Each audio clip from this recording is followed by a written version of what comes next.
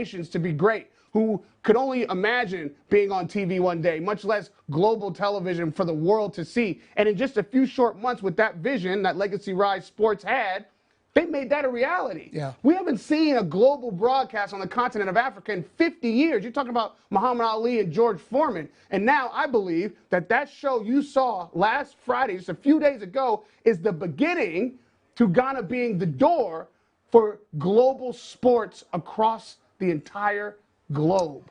That's a profound statement. So you believe that could have been what ushers us into a new era where Ghana becomes the gateway for, African boxing once again? It's the gateway for boxing, yes. And Africa will be a powerhouse in the sport. You're right. This is the beginning. This is the first. This is the time when people look at the continent and say, how much is there?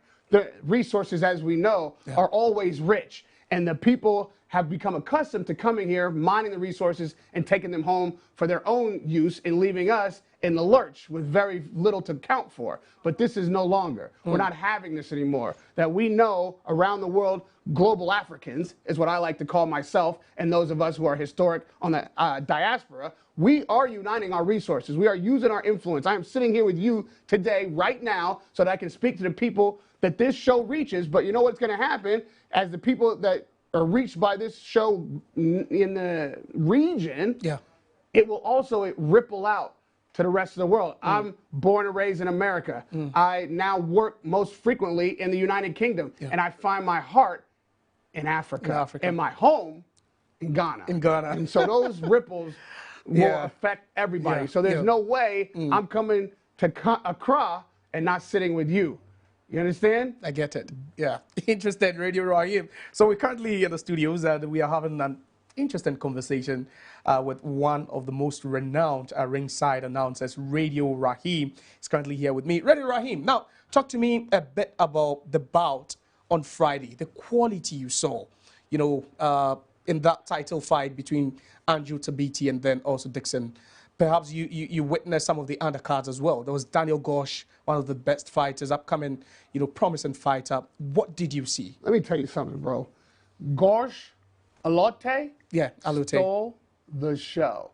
That was the fight of the night. Listen, all respect to the heavyweights. There's a big show on at the top of the card, as always. Tabiti and Dixon. They got the big names. They're the big boys. And it was fun.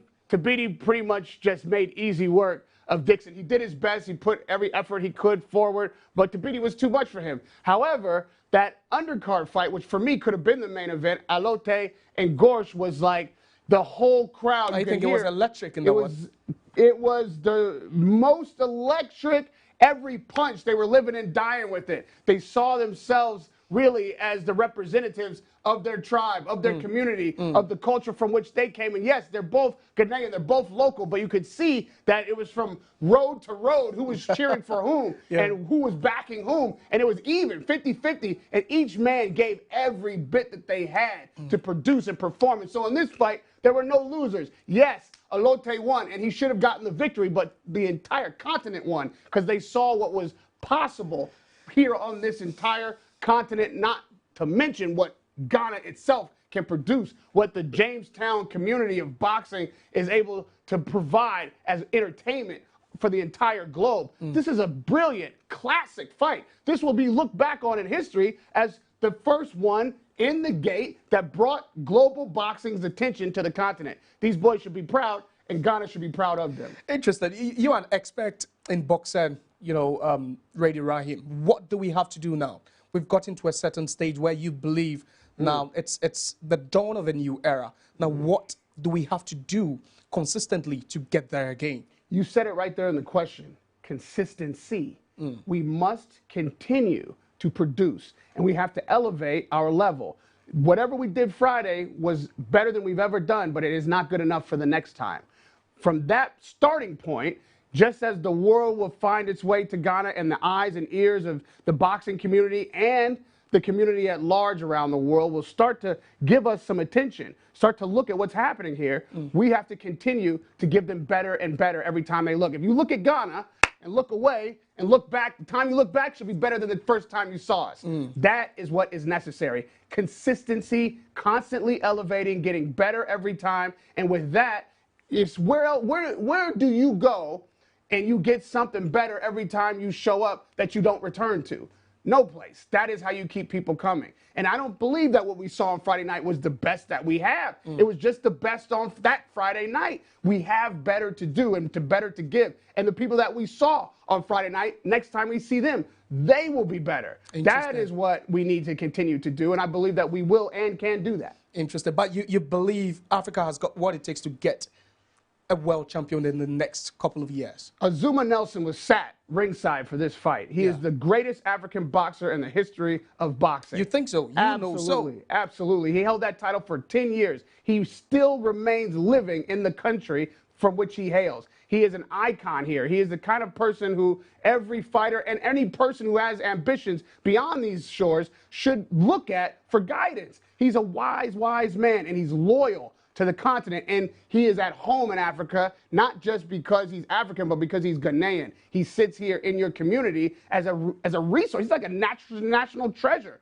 People should always, anytime you get an opportunity, listen to this man's wisdom. He does interviews. I've sat with him a few times. Those interviews are out. Listen to what he says. Listen to how he advises you to pursue your boxing career and what's important for you to learn along the way so that you can be a superstar, so that you can be a world champion. Of course, Africa will produce more world champions, and it is because of those who have gone before them. So respect your elders. Understand that they have wisdom and take that guidance. You don't know everything. Yeah. The trainers here, I haven't yet experienced the global level. They have to learn. So the trainers have to be humble so that they can learn. The fighters have to be humble so they can learn from the trainers. And then we will attract new and more talent. The more experience that the fighters have, the more experience that the trainers have, the better they will be in creating a system that can hone the craft and create a skill set that competes globally. So humility is first, consistency is most. Humility and consistency. But what about that crowd? What about that for a crowd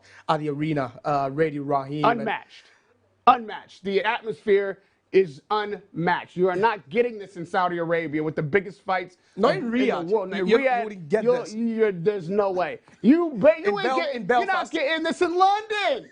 In London. In Belfast. In Belfast. MGM. You're not getting, like, Belfast is close. MGM. No, absolutely not. Let me tell you what, man. The crowd had their own fireworks. Yeah. You show me where that happens anyplace else in the world. Nowhere. There was some point when it was pouring down rain in the fight, and they didn't have a canopy over the ring, so the rain was just coming down the ring, and they kept fighting. And there was a knockdown, and the fighter falls down on his back, and there's a splash of water. It looked like a movie. Whoa. There's nothing that you will see, atmosphere-wise, energy-wise, that will be matched by any place on the planet as to what you get here in Accra. At that Bookham Arena, that is now hallowed ground in boxing. It is a coliseum for gladiators. A coliseum for gladiators. But we get that on a weekly basis. You dismiss it. Every week we do that. Every week they would love to do that any week anywhere else in the world. There's a Bell 7-Star Professional Boxing League powered by IMAX Boxing Promotions, and every week you get the best fighters, from the various gyms compete, and I believe that's the best, one of the ways to, Yeah, we have to keep all champions. the boxing programs going. We can facilitate talent everywhere. And in that arena, especially with Legacy Rise Sports, you have the ability to reach beyond the shores. You have the ability to give opportunity to fighters to learn and progress faster, because if Anthony Joshua walks in the arena and you've just won your fight or lost it, you have a couple of minutes to talk to the champ. You have a couple of minutes to glean some wisdom. He might give you just one pointer. But you take that back to the gym. When trainers see Joshua here and he sees talent, if you're in the gym and you're working your craft and you're good at what you do, but you need a little bit of help, he might be the one to be like, that kid's got something special. Sure. And you can't get that if he doesn't show up. Sure. And then you got Sharaf, who is constantly working with everybody around all of these gyms and figuring out who's got the talent, who should be on the show. And he can invite, you never know who's sitting ringside next time. Sure. So that is what I'm talking about. Yes, everybody's got a boxing program. Everybody who has some ambition or some talent should continue to be consistent, be humble so that you can be guided, and when you get your opportunity, shine. Interesting, but let's talk a bit about you and Sharaf. What's, the relationship like, and how are you two combining? Because we know, yes, there's still AJ behind, there's Amir Khan, who was part of, the promotions. What are you guys doing, to elevate Ghana boxing again? Listen, he's been so generous and welcoming that he brought me here in March. It was the first time I'd ever even been to the continent of Africa at all. So that was such an important moment for me in my life, outside of boxing or anything that we might be able to do going forward. That was just one of those moments. Talk about a moment you'll never forget. That's a moment I'll never forget. The first time I touched down on the soils of Africa and where my heritage and ancestors are, and I don't know exactly from which they hail. I don't have people I can talk to and say, hey, that is my great-great-grandfather something, because in that transatlantic slave trade, we lost those records. So all I have is the generosity and welcoming of those who are here. And that's what the Muhammad family did for me. They gave me that opportunity to be here. And then since then, you know, I was so inspired by the gyms that he showed me, the fighters that he introduced me to, the ability of the arena to create such energy on fight night, that I immediately was passionate about doing anything I could do to help him do what the vision of Legacy Rise Sports is, which is what you saw Friday night. So whatever he asks of me, anything that I can do to contribute to that and make that successful, I do it. And so on Friday night, you saw Legacy Rise Sports vision come to reality. And that, again, is just the beginning. You just saw the door crack open, and it was that glorious. Imagine when it's wide open and the world is here to see it. Wow, wow. Now let's talk a bit, in a matter of seconds about world boxing now. Usyk, in Norway. What do you make of where we're getting to? AJ dethroned, Usyk now the heavyweight king. What do you make of world boxing now? They say that the 80s was the last golden era of boxing. I believe we're on the cusp of the platinum era.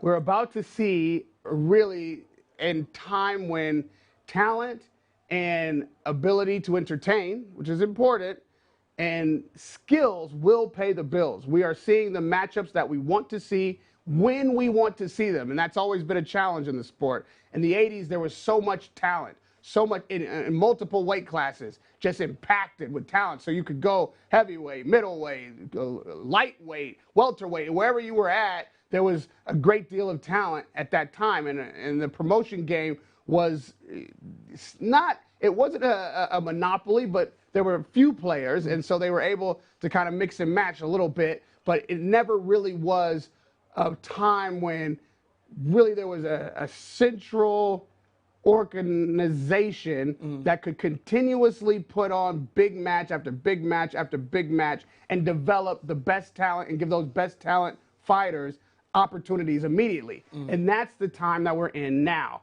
It is a blessing to be a boxing fan right now, and I think it's only getting better. Interesting, only getting better. Personally, what's your relationship with Dave Chappelle?